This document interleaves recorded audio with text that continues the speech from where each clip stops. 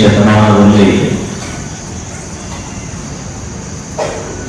ಈ ನಾಡಿನಲ್ಲಿ ಭಕ್ತಿಯ ಬೆಳೆಯನ್ನು ಬೆಳೆದು ಈ ನಾಡಿನ ಜನರಿಗೆ ಆಧ್ಯಾತ್ಮಿಕ ತತ್ವವನ್ನು ತಿಳಿಸಿ ಹೇಳಿದ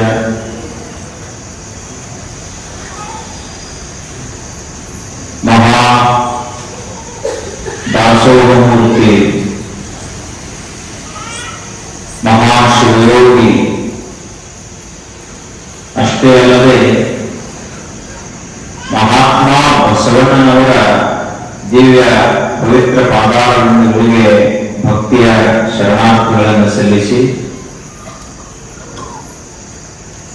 ಅವರ ದಿವ್ಯ ಮಾರ್ಗದರ್ಶನದಲ್ಲಿ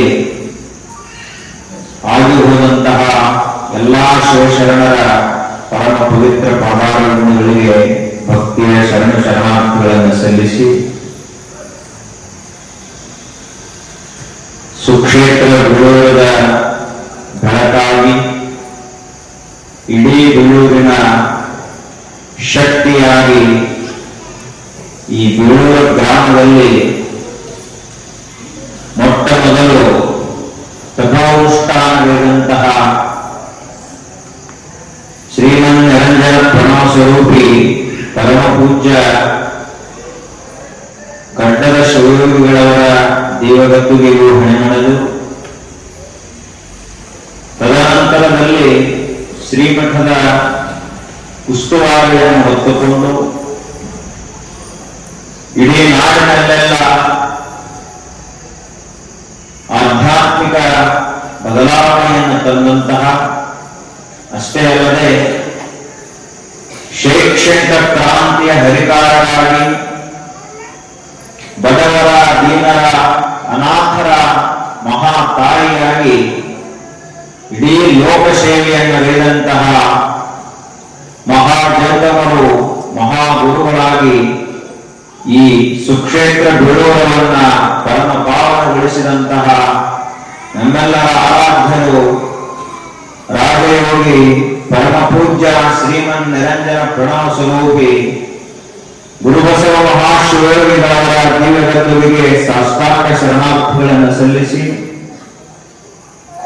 ತದನಂತರದಲ್ಲಿ ಶ್ರೀಮಠವನ್ನು ಮುನ್ನಡೆಸಿದಂತಹ ಮಹಾ ತಪೋಮೂರ್ತಿಗಳು ಶಿವಾನುಭಾವ ತತ್ವವನ್ನು ನಾಡಿನೆಲ್ಲೆಡೆ ಪಸರಿಸಿದಂತಹ ಪರಮ ಪೂಜ್ಯ ಶ್ರೀಮನ್ ನಿರಂಜನ ಪ್ರಣವ ಸ್ವರೂಪಿ ಚನ್ನಬಸವ ಮಹಾಸ್ವಾಮೀಜಿಯವರ ದಿವ್ಯಗದ್ದುಗೆಗೂ ಹಣೆಮಣೆದು ಆನಂತರದಲ್ಲಿ ಬಂದಂತಹ ಮಹಾಪ್ರವಚನ ಪಟುಗಳು ಶಿವಾನುಭಾವ ತತ್ವವನ್ನು ಬಲ್ಲಿದವರಾದಂತಹ ಶ್ರೀಮನ್ ನಿರಂಜನ ಪ್ರಣವ ಸ್ವರೂಪಿ ಪರಮ ಪೂಜ್ಯ ಶ್ರೀ ಮುರುಗೇಂದ್ರ ಮಹಾಸ್ವಾಮೀಜಿಯವರ ದಿವ್ಯಗದ್ದುಗೆಗೂ ಹಣೆಮಣೆದು ಶ್ರಾವಣ ಮಾಸದ ಈ ಪರಮ ಪವಿತ್ರವಾದಂತಹ ಆಧ್ಯಾತ್ಮಿಕ ದಿವ್ಯ ವೇದಿಕೆಯ ಮೇಲೆ ನಾವು ಇಲ್ಲಿ ಬಂದು ಕೂಡಲಿಕ್ಕೆ ಮುಖ್ಯ ಕಾರಣೀಕರ್ತರು ಯಾರು ಅಂದ್ರ ವಿಜಯಪುರ ಜ್ಞಾನ ಯೋಗಾಶ್ರಮದ ನಮ್ಮ ಆರಾಧ್ಯ ಗುರುಗಳು ಪರಮ ಪಾವನ ಮೂರ್ತಿಗಳು ವಿಶ್ವಸಂತರಾದಂತಹ ಜ್ಞಾನಯೋಗಿ ಸದ್ಗುರು ಶ್ರೀ ಸಿದ್ದೇಶ್ವರಪ್ಪಗಳವರ ದಿವ್ಯ ಚರಣಗಳಿಗೂ ಕೂಡ ಭಕ್ತಿಯ ನಮನಗಳನ್ನು ಸಲ್ಲಿಸಿ ಈ ಒಂದು ಪಾವನ ವೇದಿಕೆಯ ದಿವ್ಯ ಸಾನ್ನಿಧ್ಯವನ್ನು ವಹಿಸಿರುವ ಹಿರಿಯರು ಮಾತೃ ಹೃದಯಗಳು ಮಹಾ ಮೇಧಾವಿಗಳು ಆದಂತಹ ಪರಮ ಪೂಜ್ಯ ಶ್ರೀ ಯೋಗಾನಂದ ಮಹಾಸ್ವಾಮೀಜಿ ಅವರ ದಿವ್ಯ ಚರಣಗಳಿಗೂ ಭಕ್ತಿಯನ್ನು ಹಣೆಮಣೆದು ಅವರ ಹೆಸರಿಗೆ ತಕ್ಕಂತೆ ಮಹಾಪ್ರಸಾದ ಕೈಂಕರ್ಯವನ್ನು ನೆರವೇರಿಸಿ ಪರಮ ಪೂಜ್ಯ ಶ್ರೀ ಸಿದ್ದೇಶ್ವರಪ್ಪಗಳವರ 8 ವರ್ಷಗಳ ಕಾಲ ಅವರ ದಾಸೋಹ ಸೇವೆ ಅವರ ಪ್ರಸಾದ ಸೇವೆಯನ್ನು ನೆರವೇರಿಸಿದಂತಹ ಪರಮ ಪೂಜ್ಯರು ಮಾತೃ ಹೃದಯಗಳಾದಂತಹ ಆತ್ಮೀಯರು ಆದಂತಹ ಪರಮ ಪೂಜ್ಯ ಸಿದ್ಧ ಪ್ರಸಾದ ಮಹಾಸ್ವಾಮೀಜಿಯವರ ಚರಣಗಳಿಗೂ ಕೂಡ ಭಕ್ತಿಯ ನಮನಗಳನ್ನು ಸಲ್ಲಿಸಿ ಈ ಒಂದು ಕಾರ್ಯಕ್ರಮಕ್ಕ ಶೋಭೆಯನ್ನು ತಂದುಕೊಡುವಂಥವರು ಯಾರು ಅಂದ್ರ ಗಾನ ಗಂಧರ್ವರಾದಂತಹ ಶ್ರೀಯುತರಾದ ಸಿದ್ಧಾರೂಢ ಅವರೊಡೆಯವರು ಅವರಿಗೂ ಭಕ್ತಿ ಭಕ್ತಿಯ ಶರಣಾರ್ಥಿಗಳನ್ನು ಸಲ್ಲಿಸಿ, ಇನ್ನೋರ್ವರು ಆದಂತಹ ತಬಲಾ ನಡೆಸುವಂತಹ ಪಾಟೀಲ್ ಅವರಲ್ಲಿ ಕೂಡ ಶರಣಾರ್ಥಿಗಳನ್ನು ಸಲ್ಲಿಸಿ, ಭಕ್ತಿ ಅಂದ್ರೆ ಅದನ್ನು ಎಲ್ಲಿ ಬಂದು ನೋಡಬೇಕು ಅನ್ನೋದಕ್ಕ ಸಾಕ್ಷೀಕರಿಸಿ ಇಡೀ ಊರ ಒಂದು ದೈವದಂತೆ ಮಹಾಶಕ್ತಿಯಾಗಿ ನಿನ್ನೆಯ ದಿನ ತಾವೆಲ್ಲರೂ ಸ್ವಾಗತವನ್ನು ಕೋರಿದ್ರಲ್ಲ, ಅಂತಹ ಸಮಸ್ತ ಬೀಳೂರಿನ ದೈವಕ್ಕೆ ಭಕ್ತಿಯ ಶರಣಾರ್ಥಿಗಳು.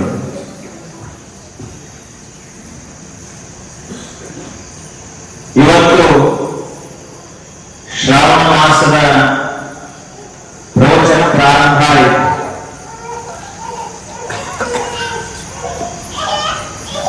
ಭಾರತ ದೇಶ ಅಂತ ಧರ್ಮದ ದೇಶ. ಇದಕ್ಕೆ ಯಾರೂ ಕೂಡ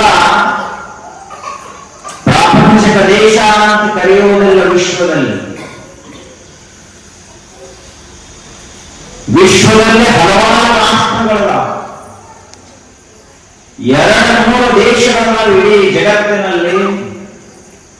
ಆ 200 ದೇಶಗಳಲ್ಲಿ ಧರ್ಮದ ದೇಶ, ಅಧ್ಯಾತ್ಮದ ತವರೂರು, ಪರಮಾರ್ಥದ ಅವತರಣ ಭೂಮಿ ಯಾವುದು ಅಂದ್ರೆ ಅದು ನಮ್ಮ ಭಾರತ ದೇಶ. ಇಂತಹ ಭಾರತ ದೇಶದಲ್ಲಿ ಅವತರಿಸಿದಂಥವರು, ಜನ್ಮ ತಾಳಿದಂಥವರು, ಈ ನೆಲವನ್ನು ಇಷ್ಟೊಂದು ಪರಮ ಪವಿತ್ರಗೊಳಿಸಿದಂತಹ ಮಹಾವಿಭೂತಿ ಪುರುಷರ್ಯಾರು ಅಂದ್ರೆ ಮಹಾತ್ಮರು. ಅವರು ಸಾಮಾನ್ಯರಲ್ಲ, ಲೋಕ ಕಲ್ಯಾಣಕ್ಕಾಗಿಯೇ ಧರೆಗೆ ಅವತರಿಸಿದಂತಹ ವಿಭೂತಿ ಪುರುಷರು. ನಮ್ಮಂತೆ ಸಾಮಾನ್ಯವಾದ ವ್ಯವಹಾರ ಮಾಡುವುದಕ್ಕಾಗಿ ಅವರು ಹುಟ್ಟಲಿಲ್ಲ. ಅವರು ಈ ಜಗತ್ತಿನ ಕಷ್ಟ ಕಾರ್ಪಣ್ಯಗಳನ್ನ, ದುಃಖ ದುರ್ಮಾನಗಳನ್ನ, ಅಶಾಂತಿಯನ್ನ ತೆಗೆದು ಹಾಕುವ ಸಲುವಾಗಿ ಪರಮಾತ್ಮನ ದೂತರಾಗಿ ಜಗತ್ತಿಗೆ ಅವತರಿಸಿದರು.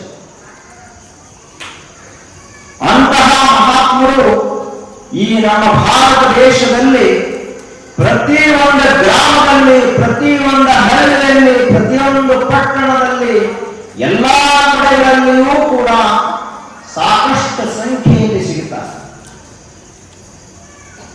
ಈ ದೇಶದಲ್ಲಿ ಬಂಗಾರದಂತೆ ಈ ದೇಶಕ್ಕೆ ಮಹತ್ವ ಬರಲಿಲ್ಲ. ಈ ದೇಶದಲ್ಲಿ ಬೆಳ್ಳಿ, ಮುತ್ತು, ರತ್ನ, ವಜ್ರ ವೈಢೂರ್ಯಗಳನ್ನು ತಿಳ್ಕೊಂಡು ಈ ದೇಶಕ್ಕೆ ಯಾರು ನಮಸ್ಕರಿಸಲಿಲ್ಲ. ಈ ದೇಶದಲ್ಲಿ ಸಾಕ್ಷಾತ್ ದೇವರನ್ನೇ ತೋರಿಸುವಂತಹ ಮಹಾತ್ಮರಾಗಿ ಹೋದರು. ಅದಕ್ಕಾಗಿ ಈ ದೇಶಕ್ಕೆ ಎಲ್ಲರೂ ನಮಸ್ಕರಿಸ್ತಾರೆ.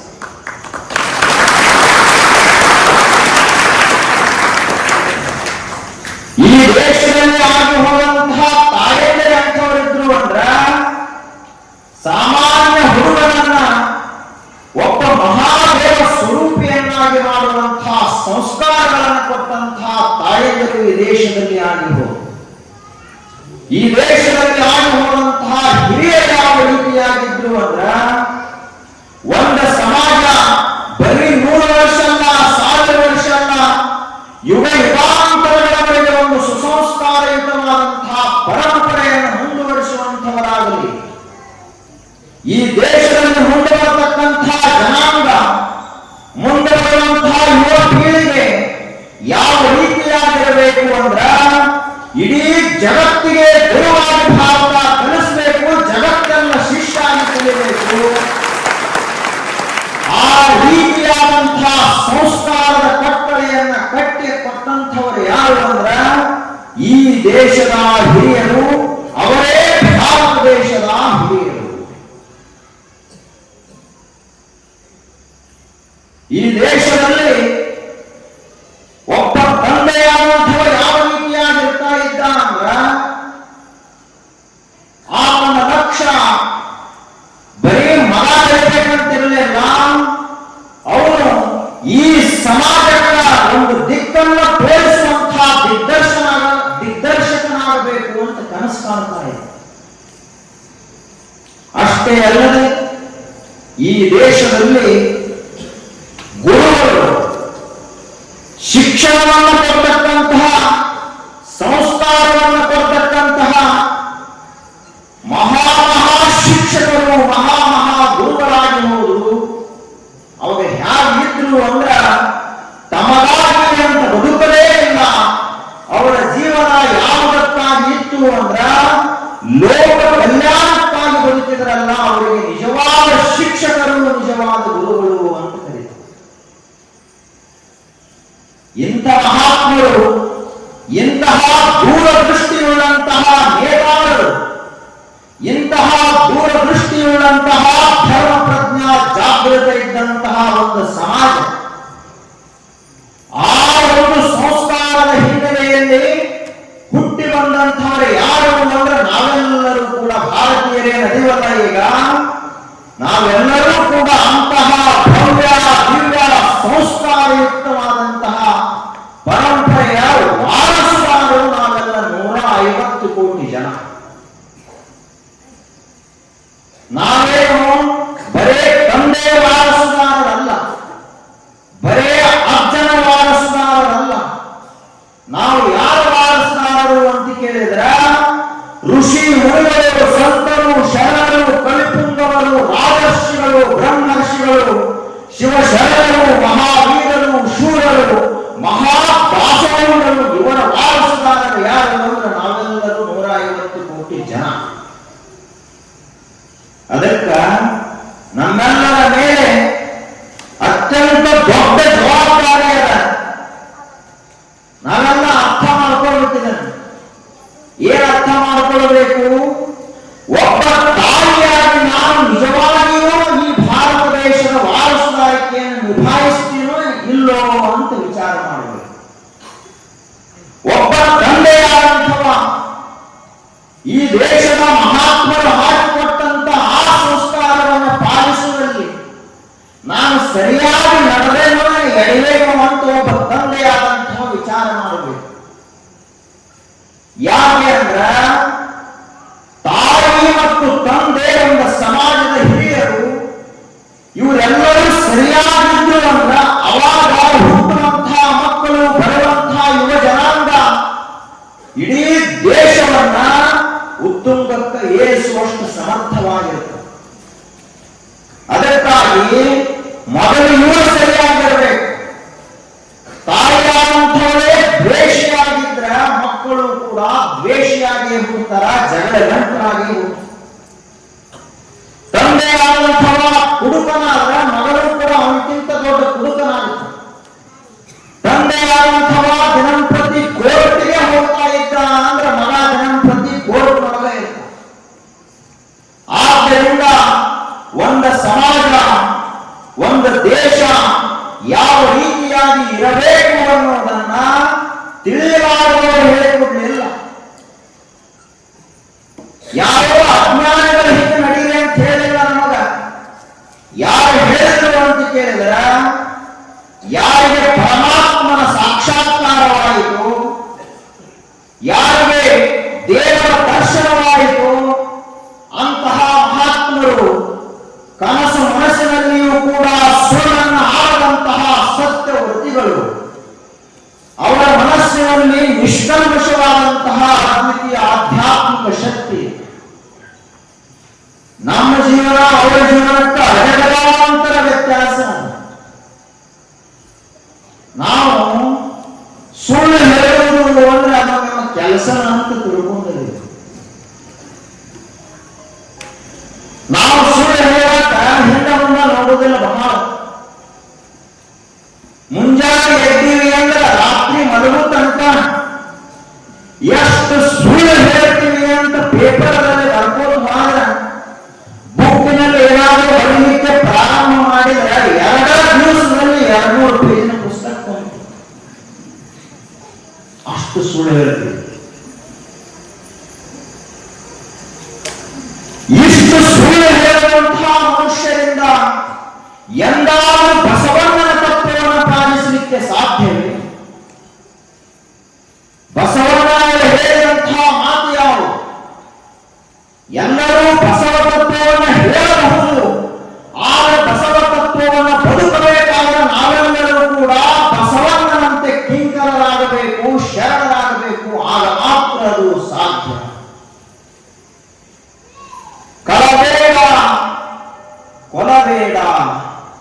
ಖುಷಿಯ ನುಡಿಯಲು ಬೇಡ, ಮುನಿಯಬೇಡ, ಅಣ್ಣನಿಗೆ ಅಸಹ್ಯ ಪಡಬೇಡ, ತನ್ನ ಬಣ್ಣಿಸಬೇಡ, ಇದರ ಹಳೆಯಲು ಬೇಡ.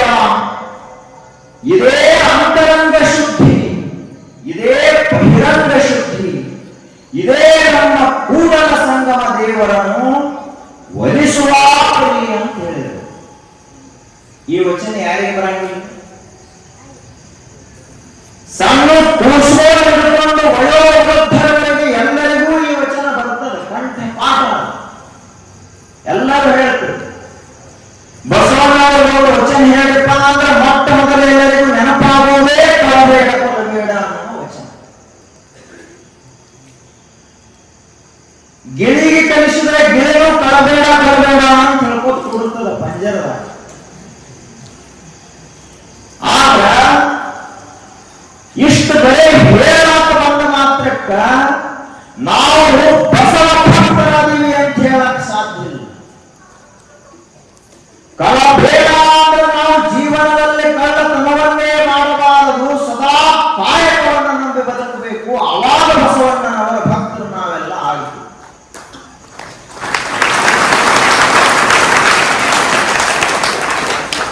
ನಾವು ಉಣ್ಣುವಂತಹ ಅನ್ನ ಬರೇ ನೀರಿನೊಳಗೆ ಕುದ್ದಿರಬಾರದು. ಅಕ್ಕಿ, ಆ ಅಕ್ಕಿ ನಮ್ಮ 4 ಬೆವರ ಹನಿಯಲ್ಲಿ ಕುದ್ದು ಬಂದಿತ್ತು ಅಂದ್ರೆ ಅದಕ್ಕೆ ನಿಜವಾದಂತಹ ಮಹಾಪ್ರಸಾದ ಅಂತ ಬಸವಣ್ಣನವರು ಕರೆದರು.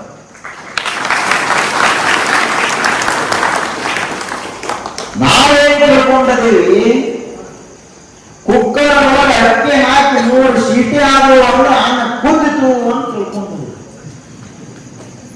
ಅನ್ನ ಕುದ್ದಿರಬಹುದು, ಆದರೆ ಅದು ಪ್ರಾಮಾಣಿಕತೆ ಕಾಯಕದಿಂದ ಬರದೇ ಹೋದ್ರ ಅದು ಬರೀ ಊಟವಾಗ್ತದ, ಕೂಡಾಗ್ತದನೇ ಹೊರತು ಪ್ರಸಾದ ಆಗುವುದಿಲ್ಲ ಅಂತ ತಿಳ್ಕೋಬೇಕು.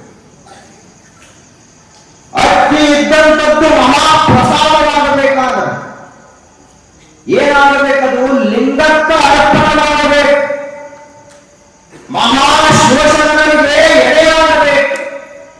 ಆಗ ಮಾತ್ರ ಅದು ನಾವು ತೆಗೆದುಕೊಳ್ತಕ್ಕಂತಹ ಮಹಾಪ್ರಸಾದವಾಗುತ್ತದೆ. ನಮ್ಮ ಇಡೀ ಜೀವನ ಕೂಡ ಮಹಾಪ್ರಸಾದವಾಗಿ ಪರಿಣಮಿಸುತ್ತದೆ. ಆದ್ದರಿಂದ ಅಂತಹ ಶಿವಶರಣರ ತತ್ವಗಳನ್ನು ನಾವು ಪಾಲಿಸಬೇಕು. ಅವಾಗ ನಮ್ಮ ಜೀವನ ಏನಾಗುತ್ತದೆ? ಈಗ ನಾವೆಲ್ಲ ಏನಿದ್ದೀವಿ? ಹುಟ್ಟಿದ್ದೀವಿ. ಹುಟ್ಟಿದಾಗ ಹೇಗಿದ್ದೀವಿ? ಮಾಂಸದ ಒಂದು ಮುದ್ದೆ ಅಷ್ಟೇ ಮನುಷ್ಯನ ಶರೀರ. ಏನಿತ್ತು? ಹುಟ್ಟಿದ ಕೂಸು ಏನಿತ್ತು? ತಾಯಿಯಿಂದ ಕೊಡ್ತಾರ. ಏನಿರ್ತದ ಅಂತ ಕೇಳಿದ್ರೆ ಏನೂ ಇರುವುದಿಲ್ಲ, ಬರೇ ಮಾಂಸದ ಮುದ್ದೆ ಆಗಿರ್ತದನೇ ಹೊರತು ಏನೇನೂ ಇರುವುದಿಲ್ಲ. ಬರೀ ಉಸಿರಾಡಿಸ್ತಾ ಇರ್ತದ ಒಂದು ಕೂಸು. ಆಗ ಅದೇ ಮಗುವಿಗೆ ಸರಿಯಾದ ಸಮಯದಲ್ಲಿ ಸರಿಯಾದ ಸಂಸ್ಕಾರಗಳನ್ನು ಕೊಡ್ತಾ ಹೋದಾಗ ಆ ಮಗು ಏನಾಗಿ ಬೆಳೀತದಂದ್ರ, ಸರಿಯಾದ ಸಂಸ್ಕಾರಗಳನ್ನು ಕೊಟ್ಟ ಇಡೀ ಜಗತ್ತನ್ನೇ ಭಕ್ತಿಯ ಬೆಳಕಿನಲ್ಲಿ ಬೆಳಗಿಸಿದಂತಹ ಜಗದ್ಗುರು ಬಸವೇಶ್ವರನಾಗಿ ಬೆಳೀತದ. ಅದೇ ಮಗುವಿಗೆ ಸರಿಯಾದಂತಹ ಸಂಸ್ಕಾರವನ್ನು ಕೊಟ್ಟ ಬೀಳೂರ ಗ್ರಾಮವನ್ನು ಪರಮ ಪವಿತ್ರವನ್ನಾಗಿ ಮಾಡಿದಂತಹ ಜಗದ್ಗುರು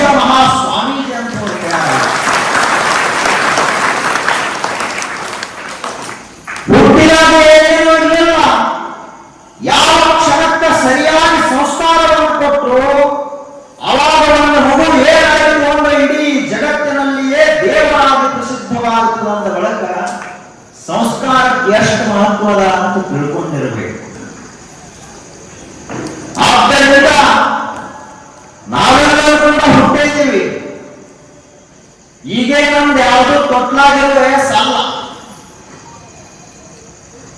ತೊಟ್ಲಾಗ ಹೊರಗೆ ಬಂದ್ಬಿಡ್ತಾ ಇದೀವಿ. ಇನ್ನು ಯಾರು ನಮ್ಮ ತೊಟ್ಲಾಗ ಹಾಕಿ ಹೋಗಂಗಿಲ್ಲ. ನಾವು ತಿಳ್ಕೊಂಡಿರೋದು ಏನಾದ್ರು ಆದ್ರೆ ಒಮ್ಮೆ ಮನುಷ್ಯ ತೊಟ್ಟಿಲಿನಿಂದ ಕೆಳಗಿಳಿದ ಅಂದ್ರೆ ಅವನು ಹೊಳೆ ತೊಟ್ಲಾ ಕೂರಿಸುವುದು ಹೋಗುವುದ. ಇದು ಮೊದಲನೇ ತೊಟ್ಲ, ಅದು ಕೊನೆಯ ತೊಟ್ಲ. ಇವು ಎರಡೂ ತೊಟ್ಟಿಲುಗಳ ನಡುವೆ ಮನುಷ್ಯ ಏನಾದ್ರು ಬದುಕ್ತಾನಲ್ಲ, ಅದರ ಕಾಲದಿಂದ ಇವು ಚಲೋ ಮನುಷ್ಯ ಕೆಟ್ಟ ಮನುಷ್ಯ ಅನ್ನೋ ನಿರ್ಧಾರ ಆಗಿದೆ. ಅದಕ್ಕಾಗಿ ಅಂತಹ ಮಹಾಶೋಷಣೆಗಳು ನಮಗೆಲ್ಲ ದಾರಿಯನ್ನು ತೋರಿಸಿ ಹೋದ್ರಲ್ಲ, ಆ ದಾರಿ ಯಾವುದು? ಮನುಷ್ಯ ಮಹಾತ್ಮನಾಗಬೇಕಾದ್ರ, ಶರಣನಾಗಬೇಕಾದ್ರ, ಸಂತನಾಗಬೇಕಾದ್ರ ಏನಾಗಬೇಕು, ಯಾವ ರೀತಿಯಾಗಿರಬೇಕು ಅನ್ನುವುದನ್ನ ಒಂದು ಪದ್ಯದ ಮೂಲಕ ತಿಳಿಸಿಕೊಡ್ತಾರೆ. ಮನೆಯ ಸಂಸ್ಕಾರ ಮಕ್ಕಳಿಗೆ ತಂದೆ ಕಾರಣ.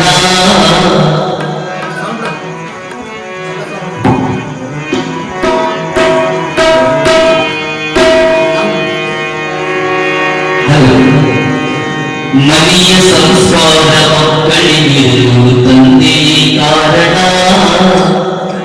ಮನೆಯ ಮಕ್ಕಳೆಲ್ಲ ನಗುತ್ತಿರಲು ತಾಯಿಯೇ ಕಾರಣ, ತಂದೆ ಕಾರಣ. ಮನೆಯ ಸಂಸ್ಕಾರ ಮಕ್ಕಳಿಗೆ ತಂದೆ ಕಾರಣ. ಮನೆಯ ಮಕ್ಕಳೆಲ್ಲ ನಗುತ್ತಿರಲು ತಾಯಿಯೇ ಕಾರಣ, ತಂದೆ ಕಾರಣ. ಮನೆಯ ಸಂಸ್ಕಾರ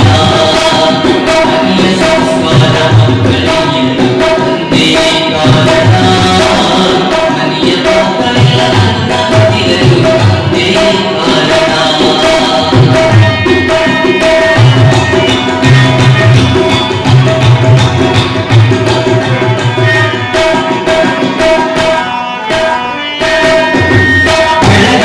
ತಂದೆ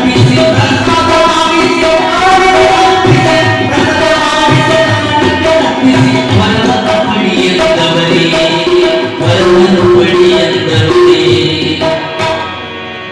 ಮನೆಯ ಸಂಸ್ಕಾರ ಮಕ್ಕಳಿಗೆ ತಂದೆ ಕಾರಣ.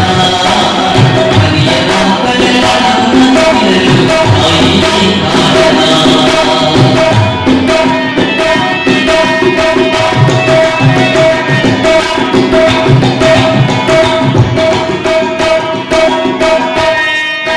ಧರ್ಮದ ತತ್ವವ ಪಾಲಿಸಬೇಕು,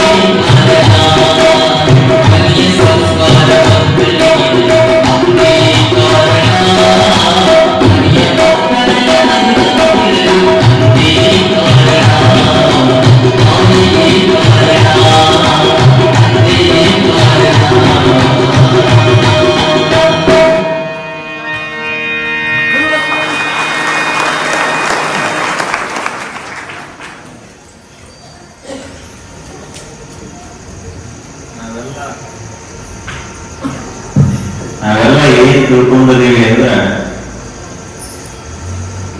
ಮಕ್ಕಳನ್ನ ಶಾಲೆಗೆ ಕಳಿಸಿಬಿಟ್ಟೇವಿ ಅಂದ್ರೆ ನಮ್ಮ ಕೆಲಸ ಮುಗಿತು ಅಂತ ತಿಳ್ಕೊಂಡಿದ್ದೇವೆ. ಅವರಿಗೆ ತತ್ವ ಪದವನ್ನು ಹಾಡುವಾಗ ಹೇಳಿದ್ರು, ಅವ್ವ ಅಪ್ಪ ಇಬ್ರು ಸರಿ ಇಲ್ಲದೆ ಹೋದ್ರ, ಅವರು ಒಂದು ವೇಳೆ ಮಕ್ಕಳಿಗೆ ಸಂಸ್ಕಾರವನ್ನು ಕೊಡದೆ ಹೋದ್ರ ಆ ಮಕ್ಕಳು ಸರಿಯಾಗಿ ಬೆಳೀತಾವ. ಅದಕ್ಕ ಎಂಥವರು ಮಕ್ಕಳು ಇರಬೇಕು ಅನ್ನೋದರ ಕುರಿತು ನಿರ್ಣಯವನ್ನ ಶಾಲೆ ಮಾಡುವುದಿಲ್ಲ, ಮನೆ ಮಾಡ್ತದಂತ ಅವರು ತತ್ವಪದವನ್ನು ಮಾಡಿದರು. ಶಾಲೆಯಲ್ಲಿ ನೋಡುವ ಆಕಷ್ಟುಗೊಂಡಂತಹ ಹುಡುಗ ಒಂದು ದಿವಸ ಕುಡುಕಾಗಬಹುದು. ಶಾಲೆಯಲ್ಲಿ ಒಂದೊಂದರ ಬಂದಂತಹ ಹುಡುಗ ಒಂದು ದಿವಸ ಆತ್ಮಹತ್ಯೆ ಮಾಡಿಕೊಳ್ಳಬಹುದು. ಆದ್ರೆ ತಂದೆಯಿಂದ ಮಾರ್ಕಸ್ ಬರೀ 10 ಒಳ್ಳೆ ಸಂಸ್ಕಾರದಲ್ಲಿ, ತಾಯಿಯಿಂದ ಮಾರ್ಕಸ್ ಬರೀ 50 ಒಳ್ಳೆ ಸಂಸ್ಕಾರದಲ್ಲಿ, ಆಗ ಹುಡುಗ ಅವ್ವ ಅಪ್ಪನಿಗೆ ಕೊನೆಗಾಲದಲ್ಲಿ ಒಂದು ಆಳದ ಮರವಾಗಿ ಅವರನ್ನ ಪಾಲನೆ ಪೋಷಣೆ ಮಾಡುವಂಥವನಾಗಿ ಬೆಳೀತಾನ ಅಂತ ಅವರು ತಮ್ಮ ತತ್ವಬೋಧದಲ್ಲಿ ಹೇಳಿದರು. ಆ ಸಂಸ್ಕಾರವನ್ನು ನಮ್ಮೆಲ್ಲರಿಗೆ ಕೊಟ್ಟಂಥವರು ಯಾರು ಅಂದ್ರೆ ಜಗಜ್ಯೋತಿ ವಿಶ್ವಗುರು ಭಕ್ತಿ ಭಾಂಡಾರಿ ಬಸವಣ್ಣನವರು. ಈ ವಿರಕ್ತಮಠ ಏನಿರಲ್ಲ, ಇದರ ಎಲ್ಲ ಆಯಾಮಗಳನ್ನು ಹೆಣೆದಂತಹ ಮಹಾಪುರುಷರು ಭಕ್ತಿ ಅಂದ್ರೆ ಹೇಗಿರಬೇಕು ಅನ್ನುವುದನ್ನ ಜಗತ್ತಿಗೆ ಕಲಿಸಿದಂಥವರೇ ವಿಶ್ವಗುರು ಬಸವಣ್ಣನವರು. ಅದೇ ಸಾಮಾನ್ಯ ಸಂಸ್ಕಾರ ಅಲ್ಲ.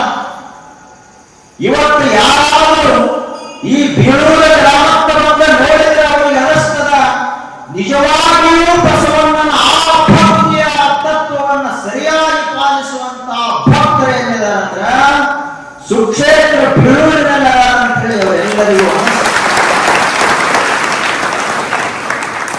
ನಿನ್ನೆ ದಿನದ ಆ ಒಂದು ಭಕ್ತಿಮಯವಾದ ವಾತಾವರಣವನ್ನು ನೋಡುವವರಿಗೆ ಅವರ ಕಣ್ಣುಗಳೇ ಸಾಲಲಿಲ್ಲ ಅಂತಹ ಭಕ್ತಿಯ ವಾತಾವರಣ.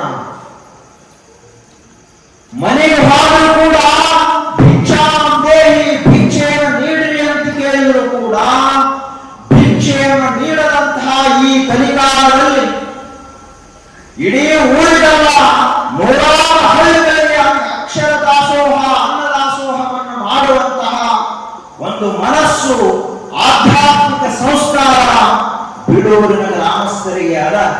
ಆ ಸಂಸ್ಕಾರವನ್ನು ಕೊಟ್ಟಂಥವರು ಯಾರು ಅಂದ್ರೆ ಗುರು ಬಸವೇಶ್ವರ ಮಹಾಶ್ರೀಯು.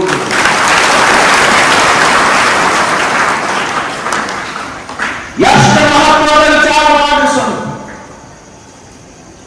ಒಬ್ಬ ಗುರು ಒಂದು ವೇಳೆ ಏನಾದರೂ ಈ ಜಗತ್ತಿನಲ್ಲಿ ಅವತರಿಸದೇ ಹೋಗಿದ್ರ, ಒಂದು ವೇಳೆ ಏನಾದರೂ ದೀಪವೇ ಹಬ್ಬದೇ ಹೋಗಿದ್ರ ಏನಾಗ್ತಿತ್ತು ಮನೆ? ಸೂರ್ಯವೇ ಉದಯ ಆಗದೆ ಹೋದರೆ ಏನಾಗುತ್ತಿದೆ ಜಗತ್ತಿನ ಪರಿಸ್ಥಿತಿ?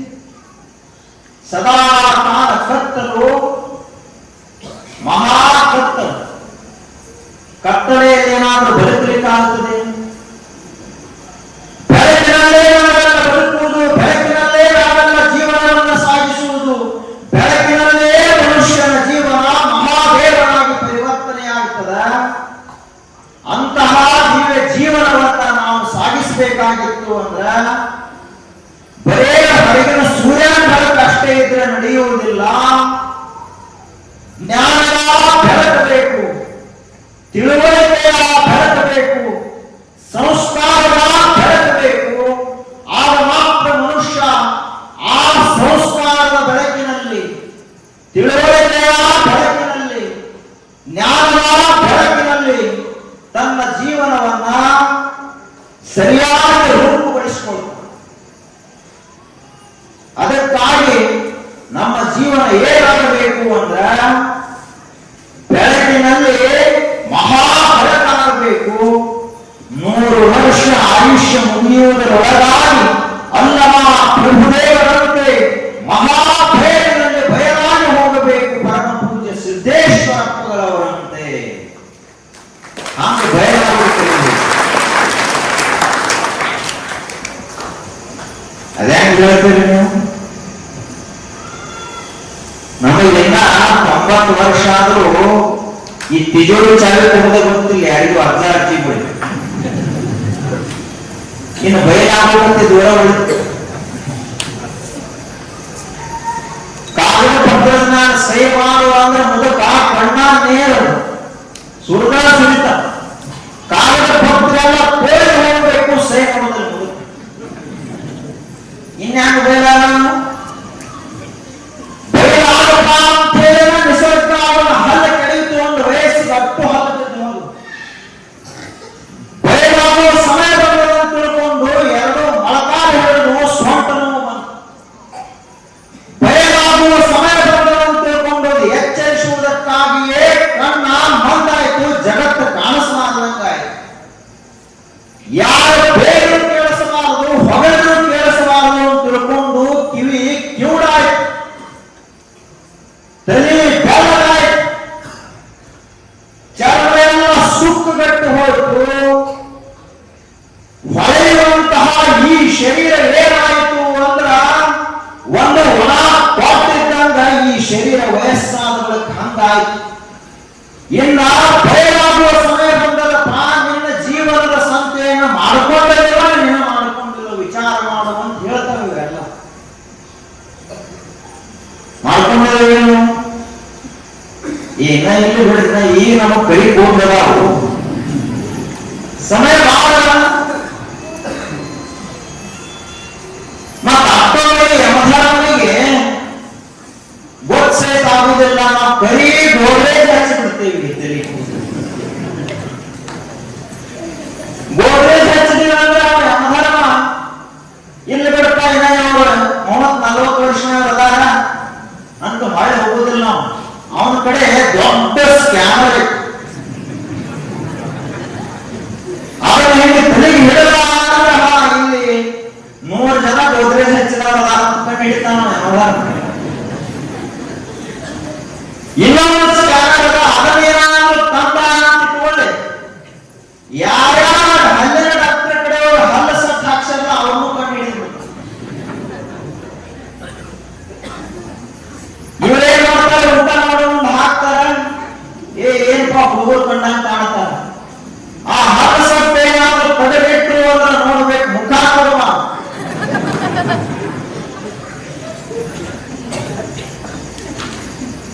ಮೊಳಕಾಲು ಹೋದ್ರು, ದವಾಖಾನೆ ಹೋಗಿ ಆಪರೇಷನ್ ಮಾಡಿಸ್ಕೊಂಡು ಬಂದ ಹುಡುಗರು ಬಿದ್ದರೆ ಬಾಕಿ ಮಾಡ್ಲತ್ತ.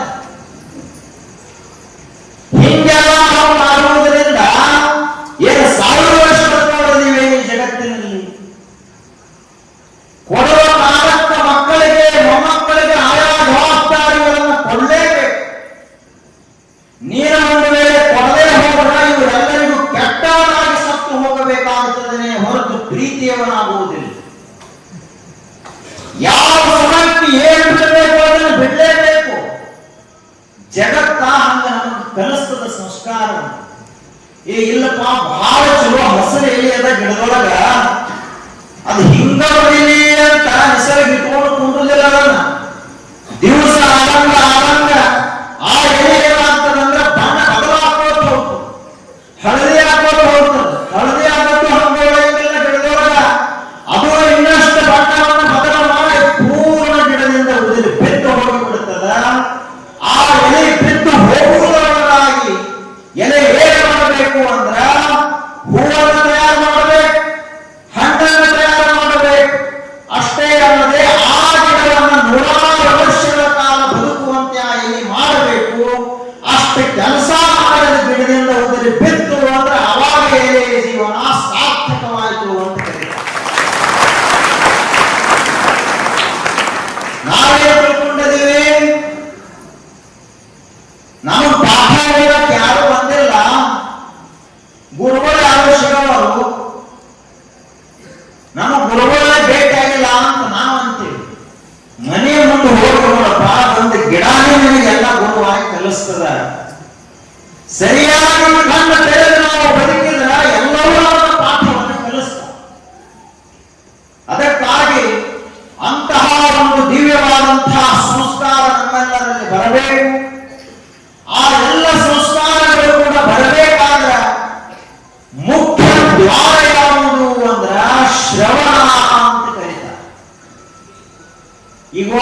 ಮನುಷ್ಯನಿಗೆ ವಿದ್ಯಾ ಬರಬೇಕಾದ್ರೆ, ತಿಳುವಳಿಕೆ ಬರಬೇಕಾದ್ರೆ ಕಣ್ಣನ್ನು ಮುಚ್ಚಾನ, ಕಿವಿಯನ್ನು ಮುಚ್ಚಾನ, ಯಾವ ತಿಳುವಳಿಕೆ ಬರುವುದಿಲ್ಲ ಅವನಿಗೆ. ಮುಖ್ಯ ದ್ವಾರ ಯಾವುದು? ಅಧ್ಯಾತ್ಮನ ಒಳಗೆ ಪ್ರವೇಶ ಮಾಡಬೇಕಾದ್ರೆ, ವಚನಗಳು ನಮ್ಮ ಒಳಗೆ ಪ್ರವೇಶ ಮಾಡಬೇಕಾದ್ರೆ ಮುಖ್ಯ ದ್ವಾರ ಯಾವುದು ಅಂದ್ರೆ ಕಿವಿಗಳು. ಆ ಕಿವಿಗಳ ಮೂಲಕ ಏನು ಪ್ರವೇಶ ಮಾಡಬೇಕು ಅಂದ್ರೆ ಶ್ರವಣ. ಮಾತೆಂಬುದು ಜ್ಯೋತಿರ್ಲಿಂಗದಂತಹ ಮಹಾ ವಚನಗಳು ನಮ್ಮ ಕಿವಿಯಲ್ಲಿ ಪ್ರವೇಶ ಮಾಡಬೇಕು, ಮನಸ್ಸಿನಲ್ಲಿ ಪ್ರವೇಶ ಮಾಡಬೇಕು. ಅವಾಗ ಏನಾಗ್ತದಂದ್ರ ನಮ್ಮ ಜೀವನ ರೂಪುಗೊಳ್ಳಲಿಕ್ಕೆ ಪ್ರಾರಂಭವಾಗುತ್ತೆ. ಆದ್ದರಿಂದ ನಮ್ಮ ಹಿರಿಯರು, ಭಾರತ ದೇಶದ ಹಿರಿಯರು, ವಿಶ್ವದಲ್ಲಿ ಯಾವುದೇ ದೇಶದಲ್ಲೂ ಇಂಥ ಒಂದು ವೈಜ್ಞಾನಿಕವಾದ ಸಂಸ್ಕಾರದ ಹಿನ್ನೆಲೆ ಇಲ್ಲ. ನಮ್ಮ ದೇಶದಲ್ಲಿ ಹಿರಿಯರು ಎಷ್ಟು ಶಾಣೆ ಅದ ಅಂತ ವಿಚಾರ ಮಾಡುವ ಕ್ಷಣ. ಈಗ ಮಳೆ ಆಗ್ತದ, ಹೊಲದಾಗೆಲ್ಲ ಬಿಟ್ಟು ಕೆಲಸ ಮುಗಿದಿರ್ತದ, ಸ್ವಲ್ಪ ಕೆಲಸ ಇರ್ತದ. ಈಗ ರೈತರೆಲ್ಲ ಕುಡ್ಕೊಂಡು ಮನ್ಯಾಗ ಬರೇ ಪ್ರಪಂಚದ ಸುದ್ದಿ ಹರಟೆಯನ್ನು ಮಾಡಿ ಸಮಯ ಕಳೆಯಬಾರದು ಅಂತ ತಿಳ್ಕೊಂಡು ಈ ದೇಶದ, ಭಾರತ ದೇಶದ ಹಿರಿಯರು ಶ್ರಾವಣ ಅಂತ ಮಾಡಿದ್ರು. ಒಂದು ತಿಂಗಳ ಹರಟೆಯಾಗಿ ಮಾಡ್ತಾರೆ. ಹೋಗಿ ಮಠಕ್ಕೆ ಹೋಗಿ, ಗುರುಬಸಪ್ಪನ ಮಠಕ್ಕೆ ಹೋಗಿ ಅಲ್ಲಿ ವಚನಗಳ ಶಿವಶರಣ ಮಹಾಪ್ರವಚನ ನಡೆದ ಅದನ್ನ ಕೇಳಿ ತಿಳ್ಕೊಂಡಿದ್ದು. ಒಂದು ತಿಂಗಳನ್ನು ಮೀಸಲಾಗಿ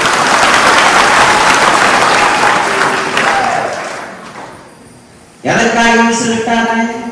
ಧಾರಾವಾಹಿ ನೋಡುವುದಕ್ಕಲ್ಲ.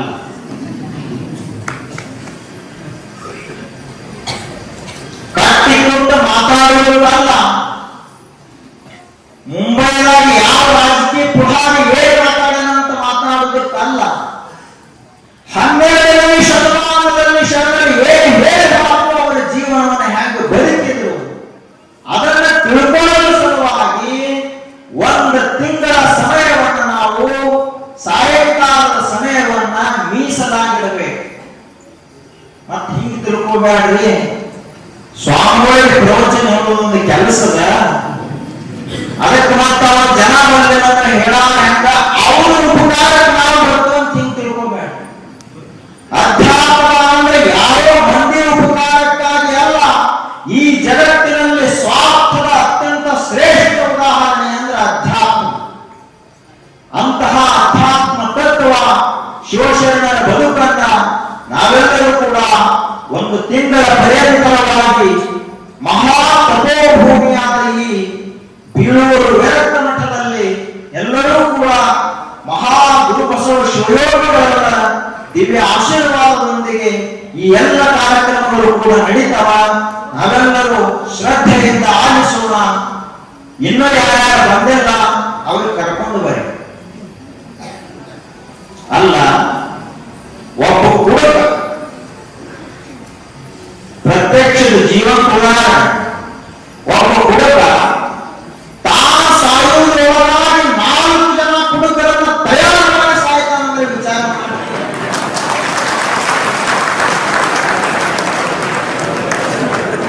ಅವನು ಎಂಥ ಪ್ರಭಾವ. ಒಬ್ಬ ಸೇನಾವ 5 ಜನ ಸಿಗರೇಟ್ ಸೇನಾವನ್ನು ತಯಾರು ಮಾಡಿ ಬೇಕು. ಅಂದ ಗುರುಬಸ